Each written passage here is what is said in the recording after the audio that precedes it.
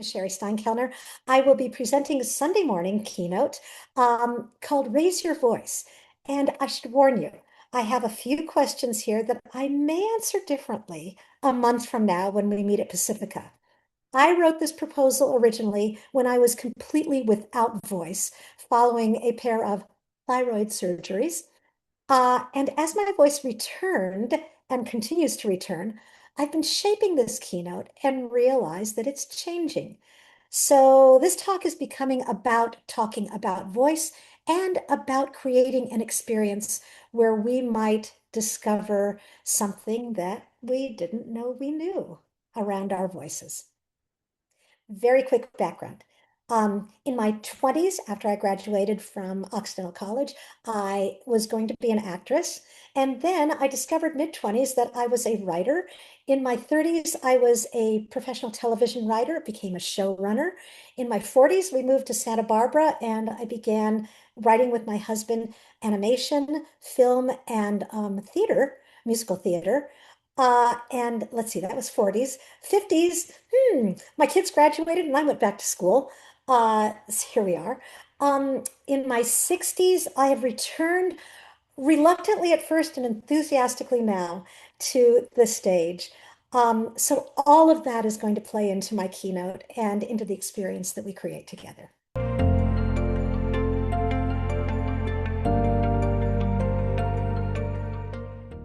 Okay, little background.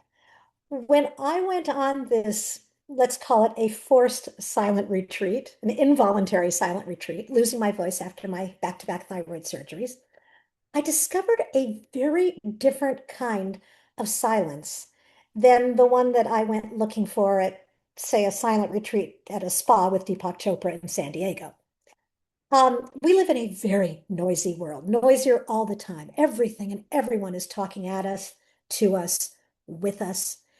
And I often feel obligated to talk back, to respond, comment, heart, like, yes, and it's how we show we're paying attention, how we let people know that we're here. So what surprised me when I lost my physical voice was that first, it did not quiet my chattering mind. All that noise was still happening. But because I couldn't respond in real time, I was force slowed and quieted. And everything started slowing down and quieting a little bit more. And in that space, we hear thoughts that usually get drowned out by all the noisiness. So that changed this question for me. Listening isn't just about hearing what other people are saying or writing out loud. It's also about making enough room to hear ourselves, to hear between the lines, to listen to the subtext. So when we gather at Pacifica, end of August, um, I'm not going to do as much talking as I might have originally expected. Oh, it's going to be a keynote. There will be talking. Um, but I also want to create a few simple exercises where we get a chance to observe what happens when we make a little more space and a little less noise.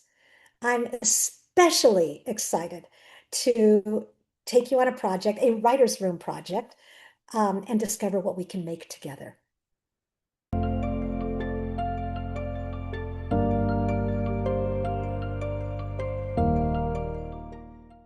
Um, Unmuting is not the same as speaking.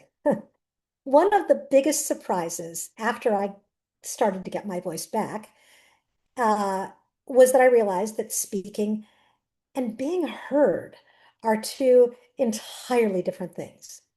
So at first I thought my job in reclaiming my voice was just to drink throat coat, take my Manuka honey, get my voice back, Ricola, and communicate like I did before. But it took time.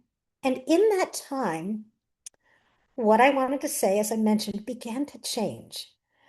I wrote in my journal one day, and this was kind of an inflection point.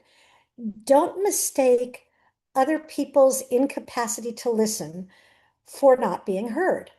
Um, that was that was the moment I stopped worrying so much about trying to be heard and putting my words out there and got more interested in hearing myself and deciding what needed to be put out there and creating the space to really hear other people as well. So excited to explore all that together, um, not just talk about it.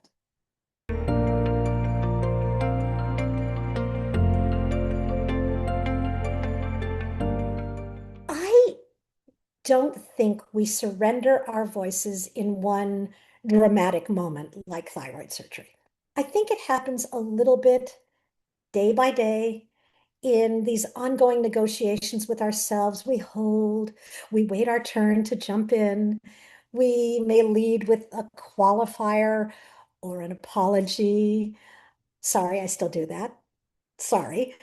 Um, and I'm actually becoming not as interested in how we make ourselves quieter or smaller as how we remember that we're bigger than we thought we were, how we raise our voice, and to question two, how we make it count. Um, One of the big joys of teaching and writing and show running a writer's room is witnessing people discover that we are actually capable of saying things we didn't expect to say, thinking thoughts we didn't know we had, and creating something we didn't know we could make on our own and together in creative community. So that's what that's what we're going to explore on Sunday morning.